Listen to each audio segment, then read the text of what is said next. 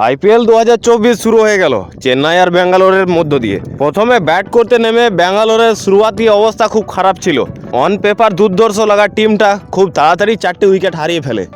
মুস্তাফিজুর রহমান যে 2 ওভারের মধ্যে মেন উইকেট তুলে নেয়। আরসিবির হয়ে অনুজ রাওয়াত আর দীনেশ কার্তিকে 48 রান এবং 38 রানে গুরুত্বপূর্ণ ইনিংস খেলে এবং চেন্নাই সেটা খুব সহজে 18 ওভার 4 বল থাকতে 6 উইকেট হাতে নিয়ে ম্যাচটি জিতে ফেলে। অন পেপারে ভালো লাগা টিমটা আরসিবি, যেটা মনে হচ্ছিল সবথেকে মজবুত টিম আইপিএলের মধ্যে, সেটা ধরাশায়ী হয়ে পড়ে প্রথম দিকে।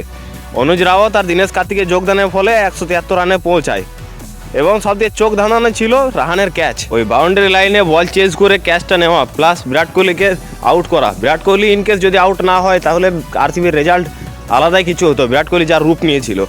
তো এই গেল প্রথম ম্যাচ। এবার আসা যাক ভিডিওতে। আগে যাওয়ার আগে বন্ধু, তোমাদের কাছে একটা ছোট্ট রিকোয়েস্ট, যদি তোমরা চ্যানেলে নতুন হয়ে থাকো তাহলে চ্যানেলটিকে একটি লাইক আর একটি সাবস্ক্রাইব করে দিও, আর যুক্ত থেকে আমাদের চ্যানেলের সাথে রেগুলার ক্রিকেট রিলেটেড ভিডিও পেতে থাকবে। আইপিএলের 3 number match Kolkata Knight Riders versus Sunrisers Hyderabad. তার আগে দেখা গেল ইডেনের মাটিতে গরমাগর্মি জোর কদমে এগিয়ে যাচ্ছে অনুশীলন শিবির। প্রথম ম্যাচে জিততে চলেছে কলকাতা নাইট রাইডার্স প্রথম ম্যাচে জয়লাভ করবে, এটা কনফার্ম। কারণ হচ্ছে তার বোলিং ডিপার্টমেন্টে যেসব প্লেয়ার রয়েছে সেসবগুলো অসাধারণ, অমায়িক। এতদিন যেটা কলকাতার কমজোর পয়েন্ট ছিল সেটা হচ্ছে pace attack. Left hand pace অ্যাটাকে খুব কমজোর ছিল কলকাতা, সেখানে ভরপাই করার জন্য চলে এসছে অস্ট্রেলিয়া থেকে আগত, যাকে কলকাতা সব থেকে বেশি দামে কিনেছে, মিচেল স্টার্ককে প্র্যাকটিস ম্যাচেও দেখা গেছে দারুণ দুর্দান্ত বল করতে, দুর্ধর্ষ বোলিং মিচেল স্টার্ক। কলকাতার তরফ থেকে মিচেল স্টার্ককে দেওয়া হচ্ছে বোলিং ডিপার্টমেন্ট কেমন কি হবে সেটা দায়িত্ব মিচেল স্টার্ক নিয়েছে।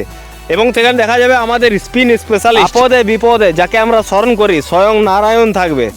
হ্যাঁ বন্ধুরা, এই সেই সুনীল নারায়ণ যে আমাদের পাশে থাকবে, স্পিন ডিপার্টমেন্টকে লিড করবে, যে এই সেই সুনীল নারায়ণ। প্রথম ম্যাচে দেখতে পাবো সুনীল নারায়ণের কেরামতি, প্লাস তার সাথে থাকবে যে সে হলো বরুণ চক্রবর্তী ইডেনের মাটিতে গুরুত্বপূর্ণ স্পিন বোলার। ভারতের তরফ থেকে দারুণ দুর্ধর্ষ বল করে বরুণ চক্রবর্তীকে আমরা দেখতে পাবো। প্লাস কেকেআর যদি ব্যাটসম্যানের দিক থেকে বলা হয় তো ব্যাটসম্যানের দিক থেকে একটু চেঞ্জ হয়েছে, মনীষ পান্ডেকে অ্যাড করা হয়েছে। মনীষ পান্ডেকে আমরা ব্যাটসম্যান হিসাবে দেখতে পাবো কলকাতা ভার্সেস হায়দ্রাবাদ ম্যাচে। হ্যাঁ বন্ধুরা, এই সেই মনীষ পান্ডে যেখানে পাঞ্জাব ভার্সেস কেকেআর 2014 সাল, আজ থেকে নয় অনেক পেছনে, 2014 সালে মনীষ পান্ডে ছিল কলকাতা গুরুত্বপূর্ণ হাতিয়ার, যাকে কেকেআর মহানায়ক, অল টাইম কেকেআর যে মহানায়ক গৌতম গম্ভীর লুকিয়ে রেখেছিল, সেই ম্যাচে মনীষ পান্ডেকে সামনে নিয়ে আসে এবং মনীষ পান্ডে ঠুকে দেয় পাঞ্জাবের বিরুদ্ধে দুর্দান্ত ইনিংস, যার ফল আমাদের কাপ। 2014 সালে আমরা যে জয়লাভ করি, আমরা যে কলকাতা অ্যাজ এ কলকাতাবাসী আমরা উইনার, সেটা ঘোষণা করি শুধুমাত্র মনীষ পান্ডের জন্য। তো বন্ধুরা, কলকাতা শের কেনে না, শের পেয়দা করে, সিংহ পেয়দা করে কলকাতা, সেটা বরাবরের জন্য প্রমাণিত। ভিডিও বড় করব না, ফাইনালি চলে আসবো কলকাতা প্লেয়িং 11-এর উপর, যেখানে আমরা ওপেন করতে দেখতে পাবো ফিলিপ সল্টকে। ইংল্যান্ডের দুর্ধর্ষ ওপেনার যে ফিলিপ সল্ট, সে ওপেন করবে কলকাতার হয়ে। তার সাথে থাকবে ভেঙ্কটেশ আইয়ার। সালটা আমাদের অজানা নয়, 2021 সাল যেখানে আমরা ফাইনাল খেলেছিলাম লাস্ট, সেই সালে ভেঙ্কটেশ আইয়ারের জোরে হঠাৎ করে এসে মাঝপথ থেকে ভেঙ্কটেশ আইয়ার নিয়ে গিয়েছিল কলকাতাকে ফাইনালে। 3 নম্বরে যে খেলবে সে হলো নিজে ক্যাপ্টেন, কলকাতার যে ক্যাপ্টেন, যাকে বিসিসিআই থেকে বঞ্চিত লাঞ্ছিত হয়ে আছে, মুখিয়ে আছে, খরে আছে যে খেলার জন্যে, শ্রেয়স আইয়ার। সেই শ্রেয়স আইয়ারকে আমি দেখতে পাবো আমরা 3 নম্বরে। 4 নম্বরের জায়গাটা বন্ধুরা একটু পরিবর্তন হয়েছে, মনীষ পান্ডেকে অ্যাড করা হয়েছে। মনীষ পান্ডে যাকে আমরা উদাহরণ দিয়ে বলে বোঝানো যাবে না, তো সেই মনীষ পান্ডে থাকবে 4 নম্বরে। 5 নম্বরে যে রয়েছে নীতিশ রানা, যে কলকাতার ভাইস ক্যাপ্টেন নিজে, প্লাস আগের বছর আমরা দেখেছি যাকে কলকাতা ক্যাপ্টেনশিপ করতে এবং দুর্দান্ত ইনিংসগুলো দায়িত্ব সহকারে খেলে দিতে, সেই নীতিশ রানা থাকবে কলকাতার 5 নম্বরে। তো 6 নম্বরে থাকছে ইন্ডিয়ার মধ্যে বর্তমান সময়ে দুর্ধর্ষ বিভৎস ফিনিশার, সেগুলো রিঙ্কু সিং, যে দেখিয়ে দিয়েছিল যে ফিনিশ কি জিনিস সেটা রিঙ্কু সিং দেখিয়েছে আগের বছর। তো রিঙ্কু সিং থাকছে। তো তারপর থাকছে আন্দ্রে রাসেল কি জিনিস সেটা বলে বোঝাতে হবে না, কাজে পরিচয়, কাজ দেখে নেবে তারপর ওর নাম জয়গান করবে। তো আন্দ্রে রাসেলের পর থাকবে সুনীল নারায়ণ, যেখানে নারায়ণ করি, যার দুটো কাপ, যেটা আমরা 2012, যেটা 2014 আমরা জিতেছি, সেটা একমাত্র তার ক্রেডিট যেখানে যায় সেখানে সবাই তো আছে, তার মধ্যে স্পেশালিস্ট যে সে সুনীল নারায়ণ। প্লাস তার সঙ্গে এবারে যোগদান যে করছে বিশ্বজয়ী, যে বিশ্বকে জয় করে এসছে, বিশ্বকাপ নিয়ে এসছে, সেই দলের মেন বোলার মিচেল স্টার্ক। সেই মিচেল স্টার্ক বাঁহাতি বোলার যে থাকবে। আর বাঁহাতি বোলার যারা থাকে তারা কি আমরা অজানা নই, ক্রিকেট যারা আমরা দেখি তারা জানি যে বাঁহাতে কতটা ডিমান্ড। সেই বাঁহাতি বোলার মিচেল স্টার্ক থাকছে, তার সাথে থাকছে স্পিন স্পেশালিস্ট বরুণ চক্রবর্তী, এবং তার সাথে হতে পারে শ্রেয়স শর্মা, কিন্তু বরুণ চক্রবর্তী থাকবে এটা কনফার্ম। এরপর ইম্প্যাক্ট প্লেয়ার হিসাবে চেতন সাকারিয়া বা হর্ষিত রানা, এই দুজনের মধ্যে একজন খেলবে, একজন থাকবে ইম্প্যাক্ট প্লেয়ার হিসাবে। কিন্তু বন্ধুরা আমি পার্সোনালি চাই যে চেতন সাকারিয়া খেলুক, কারণ চেতন সাকারিয়া যে আছে একটা ভালো বল করে, ডানহাতি বলার চেতন সাকারিয়া, যাকে আমরা রাজস্থানে দেখেছি ভালো বল করবে, প্লাস কলকাতার প্রফিটে থাকবে কলকাতাকে নিয়ে।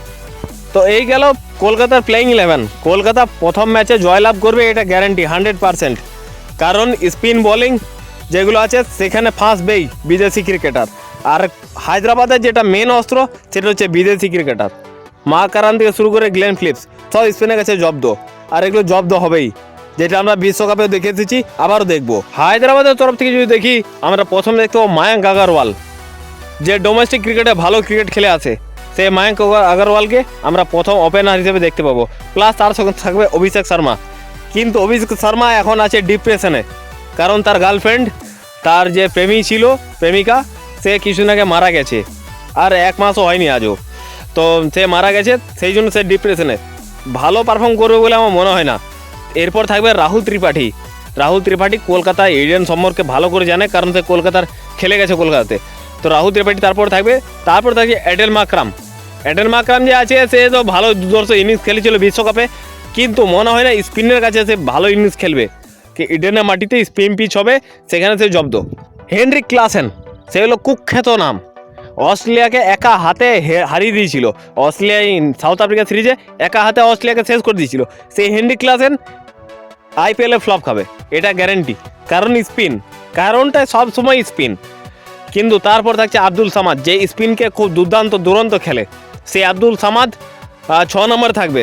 তো আব্দুল সামাদকে বন্ধুরা অত টেনশন নেবার কিছু নেই, কারণ আব্দুল সামাদকে কী করে দাঁড় করানো যাবে সেটা স্ট্র্যাটেজি নিশ্চয়ই গৌতম গম্ভীর প্ল্যান করে নিয়েছে আগে থেকে। তো তারপর থাকছে ওয়াশিংটন সুন্দর, যে আমার সবথেকে প্রিয় ওয়াশিংটন সুন্দর, পার্সোনালি সবথেকে প্রিয় এই কারণেই, তো অস্ট্রেলিয়াতে গিয়ে পর অস্ট্রেলিয়াকে গাবাতে হারিয়েছিল, গাবাতে হারানো অস্ট্রেলিয়া একটা বিরাট ডিমান্ড ছিল, সেটা গাবাতে যে ধাবা বলেছিল, সেই জন্য ওয়াশিংটন সুন্দর সবসময় প্রিয়। তাকে রয়্যাল চ্যালেঞ্জার ব্যাঙ্গালোর যে ছেড়ে ভুল করেছে, খেতারও তাকে ভুগতে হবে। তো ওয়াশিংটন সুন্দর থাকবে। তারপর থাকছে ক্যাপ্টেন নিজে, প্যাট কামিন্স বিশ্বজয়ী ক্যাপ্টেন, প্লাস সে দুর্দান্ত ইনিংস খেলতে পারে, তো প্যাট কামিন্স থাকবে। তারপর থাকছে ভারতের most demanded bowler Bhubaneswar Kumar, কি জিনিস কি করতে পারে সেটা আমরা কেউ অজানা নই, হয়তো তার হাতে পেস নেই, কিন্তু সে যে কোনো পিচে এক্সপিরিয়েন্স অনুসারে কাজ করে দিতে পারে, সেটা ভুবনেশ্বর কুমার। তারপর নটরাজন থাকছে, ইয়র্কার কিং, যার ইয়র্কারে যে কোনো বিকল্প নেই, সেই ইয়র্কার কিং নটরাজন থাকবে।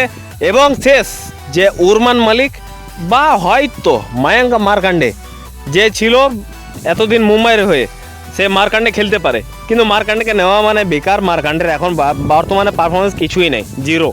তো উরমান মালিকের চান্স আছে, উরমান মালিক এত স্পিডে বল করতে পারে, প্লাস ডানহাতি বোলার, কাশ্মীরি এক্সপ্রেস হিসাবে আমরা যাকে জানি, সেই উরমান মালিককে অবশ্যই দেওয়া দরকার। কিন্তু যদি কেকেআর সমর্থক হও তাহলে ভয় পাওয়ার কিছু নাই, কারণ স্পিন ফ্রেন্ডলি পিচ ভাই, ইডেন গার্ডেন হচ্ছে স্পিন ফ্রেন্ডলি পিচ। আর হায়দ্রাবাদ যেটা দেখতে পাচ্ছি সেটা মেন অস্ত্র হলো বিদেশি প্লেয়ার, কিন্তু কথা এখানেই, যেটা দেশীয় প্লেয়ার খেলবে সেটা কি বিদেশি প্লেয়ার খেলতে পারবে? কারণ দেশীয় প্লেয়ারের যেটা আছে দেশের সম্বন্ধে বা দশের সম্বন্ধে ইমোশন জড়িত, সেটা বিদেশি প্লেয়ার নেই, কারণ খেলে তারা টাকার জন্যে। তো সেই হিসাবে বিদেশি প্লেয়ার পারফর্ম সেইভাবে করবে না। আর দেখা যায় যদি, তাহলে কলকাতার মেন অস্ত্র সেটা হলো দেশীয় প্লেয়ার, যেখানে ভেঙ্কটেশ আয়ার, শ্রেয়াস আয়ার, মনীষ পান্ডে, বরুণ চক্রবর্তী বা শ্রেয়স শর্মা, তারা দুর্দান্ত ফর্মে রয়েছে। আর তারা বল বলো বা ব্যাটিং বলো বা অলরাউন্ডারের সিলেকশনে বলো, দুর্দান্ত পারফর্ম করবে। আর মেন্টর যে আছে গৌতম গম্ভীর, তার নজর অবশ্যই থাকবে, তার চোখ অবশ্যই থাকবে কলকাতা হায়দ্রাবাদের উপর। তো সেই হিসাবে যদি দেখা যায় তো কলকাতা অনেক এগিয়ে হায়দ্রাবাদের থেকে, আর কলকাতার জয় নিশ্চিত। তো প্রথম ম্যাচ এমনিতে এগিয়ে গেল কলকাতা, হায়দ্রাবাদের থেকে প্রথম ম্যাচ কলকাতা জিততে চলেছে। আর যদি ভিডিওটা ভালো লাগে বন্ধুরা, তো একটা লাইক আর একটা সাবস্ক্রাইব করে দিও। অনেক কষ্ট করে ভিডিও বানাতে হয়, অনেক স্টার্টস নিয়ে এবার ভিডিও বানাতে হয়। তো জড়িত থেকে আমাদের চ্যানেলের সাথে, আর রেগুলার তোমাদের ক্রিকেট রিলেটেড ভিডিও দেখতে পাবে এই চ্যানেলে। বাস ততক্ষণের জন্য ধন্যবাদ।